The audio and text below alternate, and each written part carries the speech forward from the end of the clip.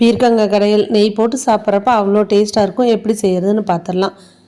இப்போ மண் சட்டியில் கொஞ்சமாக எண்ணெய் விட்டுட்டு கடுகு பொரிஞ்சதுக்கப்புறமா சின்ன வெங்காயம், காஞ்ச மிளகாய், கருவேப்பிலை, 2 பழுத்த தக்காளி, கட் பண்ணி வச்சுருக்கிற பீர்க்கங்காய் எல்லாத்தையும் சேர்த்து நல்லா வணக்குங்க. பீர்க்கங்காய் நல்லா எந்த ஷேப்பில் வேணுமோ அந்த மாதிரி கட் பண்ணிக்கோங்க. சின்ன சின்னதாக அரிஞ்சிங்கன்னா சீக்கிரமே வெந்துடும்.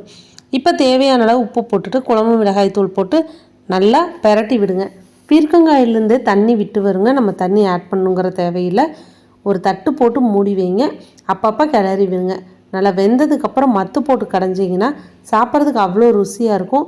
பீர்க்கங்காய் இந்த பனிக்காலத்தில் சிலர் சாப்பிட மாட்டாங்க, சளி பிடிக்கணும். அப்படி இருக்கிறவங்க ஒரு ஸ்பூன் மிளகுத்தூள் கூட சேர்த்துக்கிட்டிங்கன்னா டேஸ்ட்டு நல்லாயிருக்கும். இப்போ காய் நல்லா வெந்து வந்துடுச்சுங்க. நான் கடைஞ்சி எடுத்துட்டேன் பாருங்கள். இந்த அளவுக்கு கடைஞ்சிங்கன்னா தான் ருசியாக இருக்கும். பசங்களுக்கு கொடுத்து விடுறீங்கன்னா நல்லா நெய் நிறக்க போட்டு கொடுத்து விடுங்க. தேங்க்ஸ் ஃபார் வாட்சிங்.